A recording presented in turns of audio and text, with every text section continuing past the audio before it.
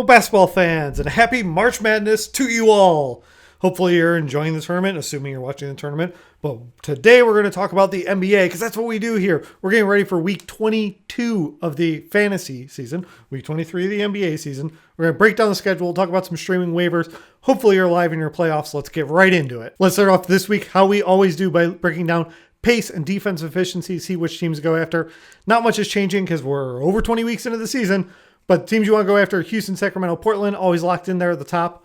Next wave of them: San Antonio, Charlotte, Indiana, Orlando, Lakers, Brooklyn. Those teams might shuffle a little bit. For instance, Brooklyn last week was 5th at 107.6. Now they're 9th at a 107.55. It's a very small change. Shifts that whole group is clumped there. There's still just positive matchups because of either bad defense, fast pace, or Orlando, which isn't particularly either, but they're up there on both. And so, it matches what you see when you see the team. They can still have some fun games, but you're not afraid of them, right? Down to the bottom teams we should be a little afraid of: Boston, Miami, Dallas, Cleveland. And then just outside of that, Golden State, Philly, Phoenix. These are all really good teams, and they have good defenses. Even when hurt, Golden State's probably going to start working back down there now. They got Draymond. Let's see what that team really does here for the push. Hopefully Curry's all right. We take these numbers and we apply them to the week 22 schedule. All right, if you've been here with me, what's the first thing that should jump out? The teams with only 2 games. So we got to be careful with the Clippers, Sacramento, and San Antonio. They have 2 games each. If you're in a weekly lock league, you can't play them, especially in the playoffs. If you're in daily change league, just be cautious here. You're not going to get as much bang for the buck, and you got to avoid these guys on the waiver wire. If you're looking for someone with a really good schedule, Portland has some pretty easy matchups. They get Detroit, which isn't highlighted green based on our metrics, right? But then they get Spurs and Houston back-to-back. That's going to be really interesting. Honestly, either side of that. If you pick up people from Houston or Portland, they get to play each other on back-to-back nights. They're both favorable matchups, so you could get some really high-scoring things. It's an important thing to think about later in your week for the waivers if you're talking for that Friday-Saturday move, which kind of takes us into what we're talking about with back-to-backs. But first, I need to point out Cleveland's got 5 games next week. This happened mid-season when one of the games had to be rescheduled because of COVID. It got pushed. Gives a 5-game week to Cleveland. So you might want to start looking now, depending on how you're sitting. Don't waste games next week, but be aware if Kevin Love or someone's still out there on your waiver wire, scoop them up. You want those 5 games. Those can really pile up, especially if you're in your semifinals or finals at that point. All right, let's talk about back-to-backs. So there's back-to-backs scattered throughout the week, as always. A couple key things I want to point out. For Monday, Tuesday, the only team with a back-to-back is Chicago. And that's interesting. We're going to talk about it with streaming because Monday's a 9-game day, but Tuesday's the lowest at 4 games. So if you can get a back-to-back and you get 4 games, that's an extra high-value day to have someone play on Tuesday. So be aware of that with Chicago. You might want to make a move to pick up a Bull, hence the Bulls gear. Also, I've got this weird Lonzo Ball shirt, like this really weird Lonzo Ball shirt, and he's not coming back yet, and the season's probably going to end, and I won't get to wear it on the show, so I just wanted to wear it. So, I shoehorned it in because there's a Chicago emphasis on this week's preview. All right, for Thursday, Friday, Washington's the move there.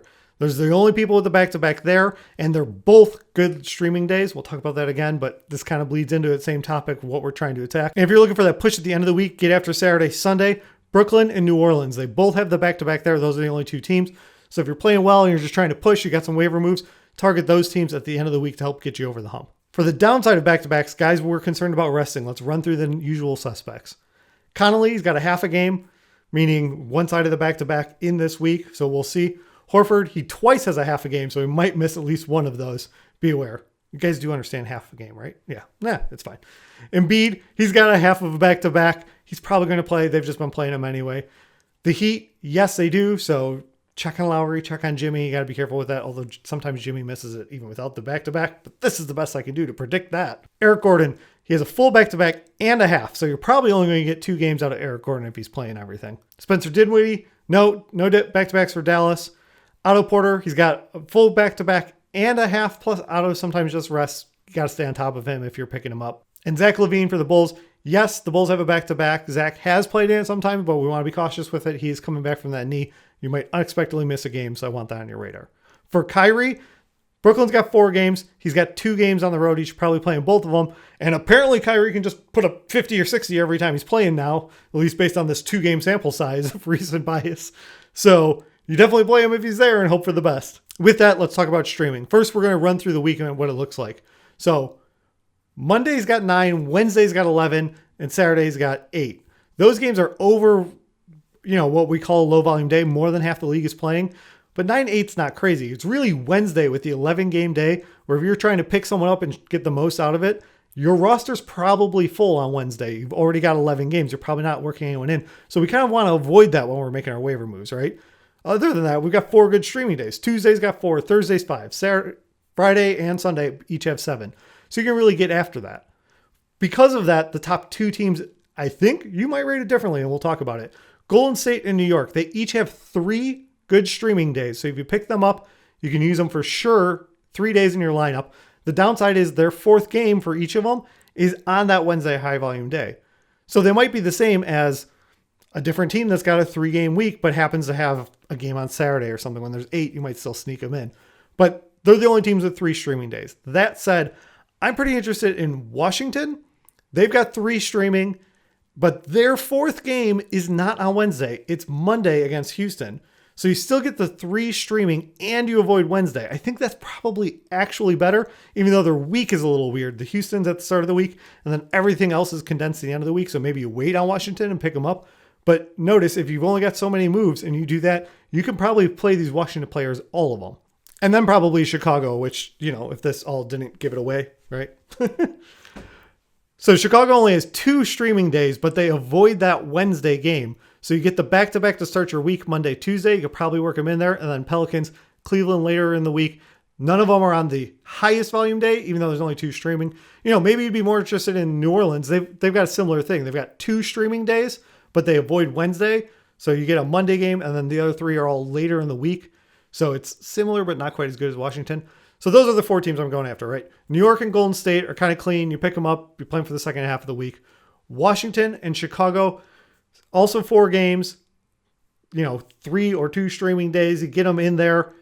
We're trying to maximize how many games you get, especially in the playoffs. This is really going to matter. And then maybe New Orleans. If you're trying to make the minimal amount of moves and get the most minutes on the court, I think these are the teams you want to go after. I'll be back this weekend to do the waivers. If you got questions or comments before that, leave it down below. While I have you, I want to ask, our season's wrapping up. Hopefully you've still got a team in the playoffs. If you don't have a team in the playoffs and you're still watching, I really appreciate your commitment. What do you guys want this channel to be? Should it just end here when the regular season ends and fantasy is done? Should we turn it into just playoff talk and talk NBA? I'm interested in what you guys think. I'm not going to make content just as filler, but I would love to be engaged if there's stuff I can keep doing and we can keep talking hoops. So let me know down in the comments if there's something on your mind that you think would be interesting and fun. Otherwise, thank you for watching. Like, subscribe, all that stuff, and go out and win your week. Thank you so much for watching. If you've made it this far, please hit the like button and leave a comment down below. It helps me grow the channel. If you want more videos like this, hit subscribe or even the little bell will give you alerts, and I'll be back soon with another video for you.